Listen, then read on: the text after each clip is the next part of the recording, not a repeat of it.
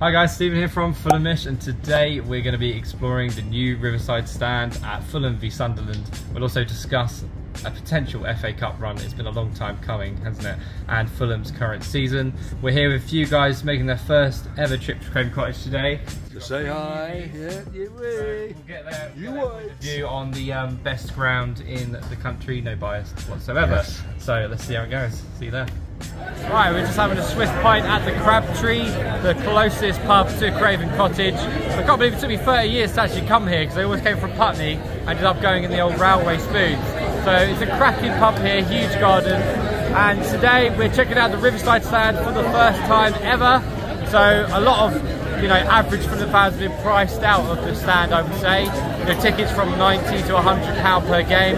So today all the seating was 30 quid for adults, so it's an opportunity for us to all go for the first time, which is exciting. A lot of Sunderland fans here, they're very excited, 6,000 of them. They're having a fantastic season, so it's going to be a good test today. The lineup, we're finally seeing Solomon make his first start for Fulham, which we're all really excited about, and I'm hoping he's going to absolutely kill it today.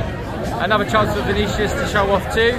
So it should be a good game, and we're hoping for a long-awaited cup run and maybe another trip to Wembley if we're very lucky. Well, one negative about the Riverside Stand is this is the queue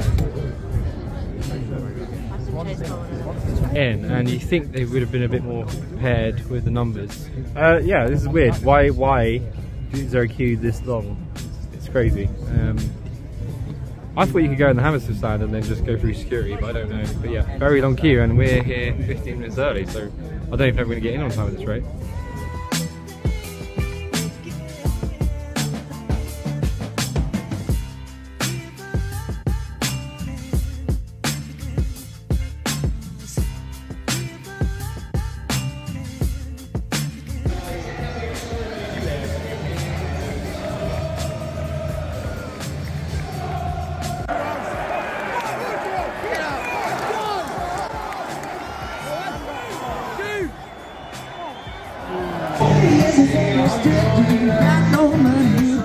Well, it's half time here at Craven Cottage, and we find ourselves 1-0 down due to a big mistake by Issa Diop.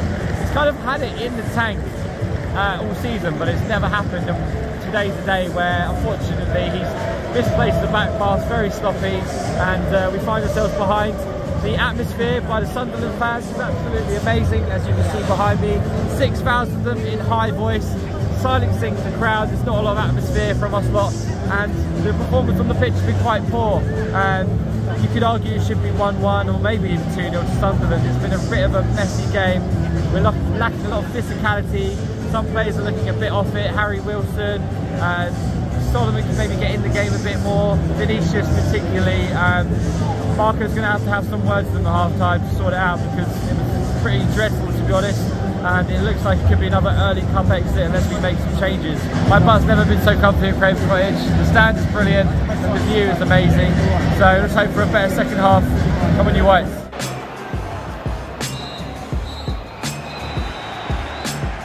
Well, it wasn't the result we were hoping for as Fulham fans, but Tom Kearney's absolute masterclass of a goal puts us through to the 5th round of the FA Cup if we can beat Sunderland away. A tricky game to do midweek, so well done to those of you who are going to get yourselves up there. The FA Cup 5th round's just been done, and we have drawn Leeds at home if we make it through. A good fixture, it could have been a lot worse.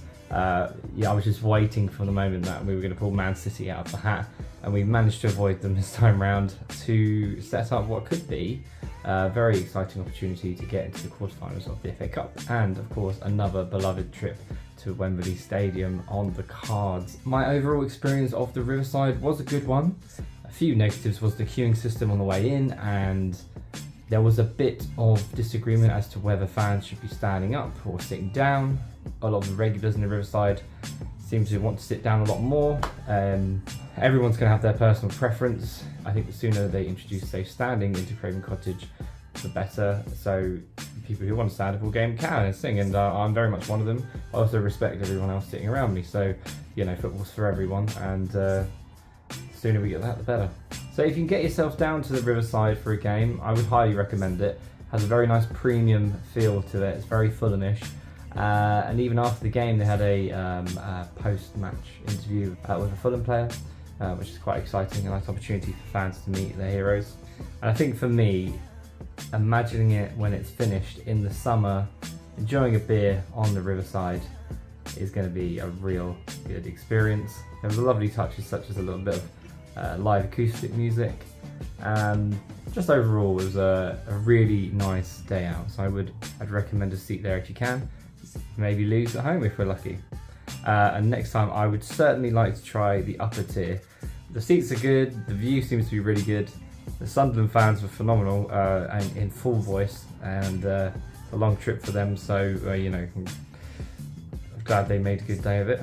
Are you happy with Leeds at home in the Cup if we make it through? How do you feel about that? Is this the year we get to Wembley, win the FA Cup and get into Europe? Bye.